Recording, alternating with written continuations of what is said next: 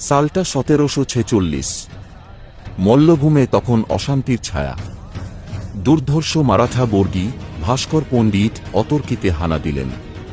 ছারখার, কতুলপুর, কুম্ভস্থল, জয়পুর, চারদিকে হাহাকার, আতঙ্ক। বিষ্ণুপুরের সিংহাসনে তখন মহারাজা গোপাল সিংহদেব। তিনি ছিলেন ভগবান মদন মোহনের অন্তঃপ্রাণ ভক্ত। এই আকস্মিক আক্রমণে তিনি দিশেহারা। ছুটে গেলেন প্রভুর চরণে।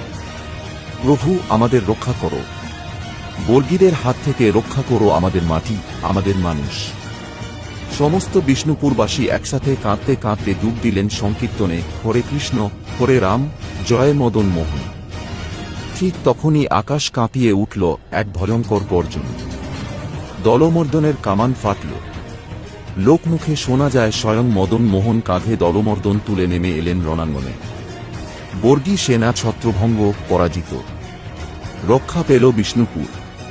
তখন থেকেই মদন মোহনকে বিষ্ণুপুরের রক্ষাকর্তা রূপে পূজিত করা হয়। জয় মদন মোহনের জয়। আরও এমন ভিডিও পেতে পেজটি ফলো করুন।